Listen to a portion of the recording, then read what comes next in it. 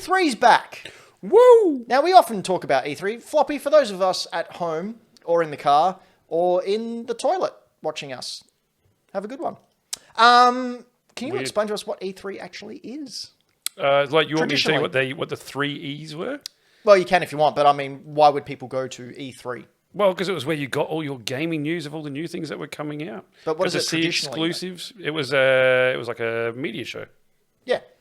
A conference. A conference. A media conference where people would announce their upcoming projects, show cool trailers, gameplay stuff, things like that. And then it slowly evolved into sort of like the... It almost turned into I know it's got Expo in the title, but it almost turned into like a PAX, like a consumer event. Yeah, yeah. Well, they sold tickets for while they still could have live people there for the past previous years. Yeah. That didn't sell out, surprisingly. That was which is weird. But it went from being a purely media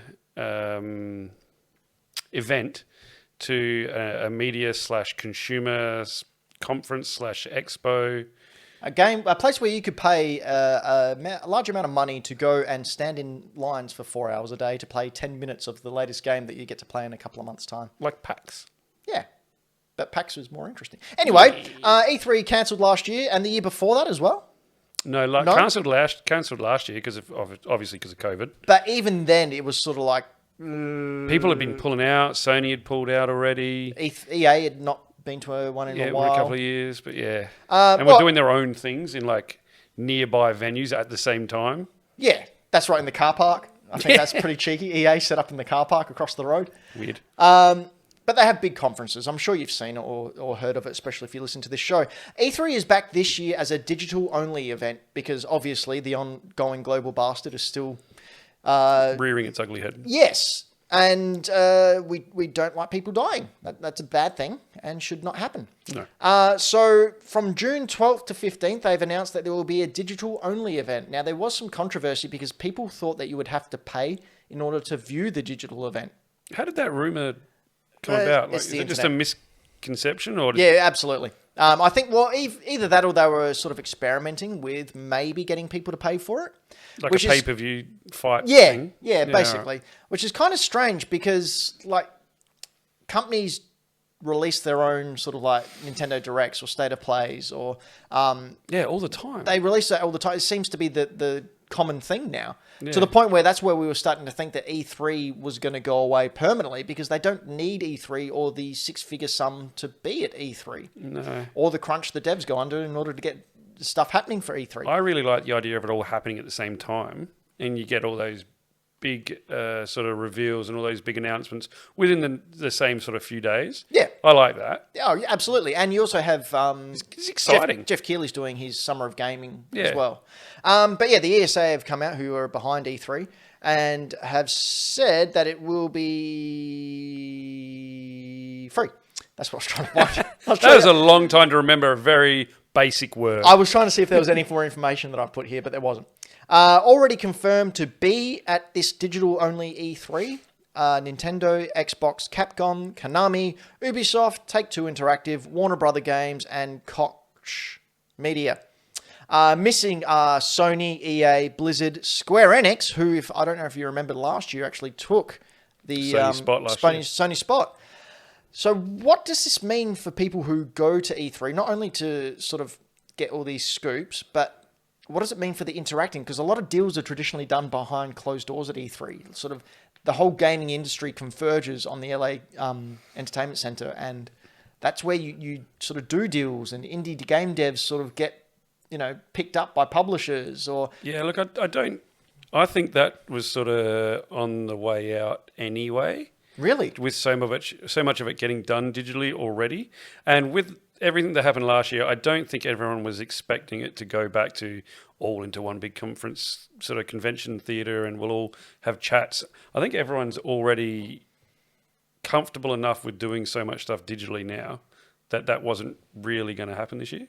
I don't think so.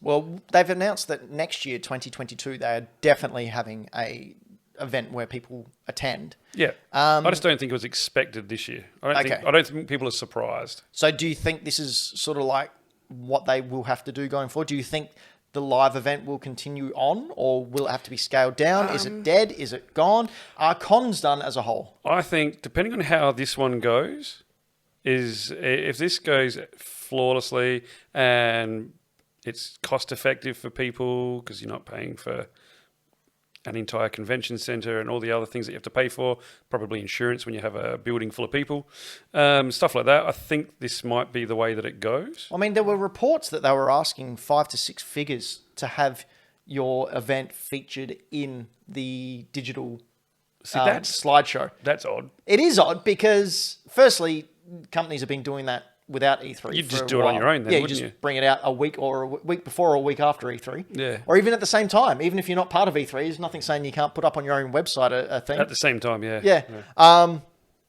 But also, like, that was the same price they were paying for floor space. Yeah, I think that's just a hangover from being a bit money grubby over that without them actually sitting back and thinking about, I don't know. Look, I don't organise these big things. I don't particularly know who's doing the whatnots and the wheres.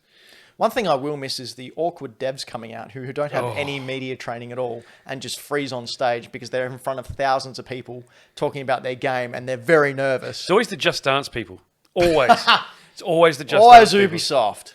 Oh, damn guys. it, Ubisoft. The Bethesda people are always really cool. Don't forget Peggle Guy.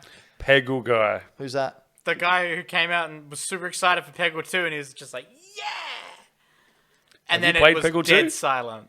Have you played Peggle 2? Peggle's fucking lit, dude. It is the Peggle's shit. so good.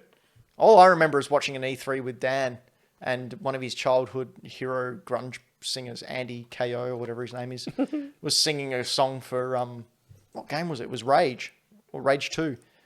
And he came out and they did a full like song set. And he's like, oh yeah, rock and roll, and it cut to like audience shots and the audience just sitting there going, can we see the games now? Given the chance, like, because we are extremely, there he is. Peggle 2, dude! He loved that game.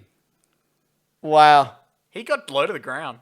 He did that on purpose. He knew he was, wow. Yeah, given that we're high up there in the gaming pantheon, what are we going to do when we get invited to E3 next Oh, year? man, I'm going to go in a bikini. Like, would you be interested in going to an E3? Dude, absolutely. Like, that is, if it happens, I don't think it'll get back to what it used to be. But if it did, absolutely, I'd never pass up an opportunity just to be in that atmosphere surrounded by so many people that have similar interests and stuff like that. That'd be great. What a cool atmosphere and just a cool place to be.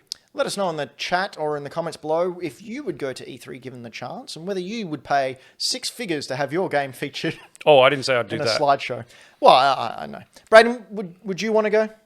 I'm really not too sure. I think I would go if I had something that I wanted to talk to devs about. Are we talking about, like, obviously, hypothetically, no pandemic anymore? Yeah, 100%. If everyone's vaccinated, all the people Yeah. who don't get vaccinated are dead. I would- Like, that's what I'm for. Bloody Snoop Dogg. Yep. I would just love to be surrounded by like-minded people that are into the same stuff that I'm in. That's just cool. The conversations you would have would be great. Yeah, that'd be a very wholesome, good community.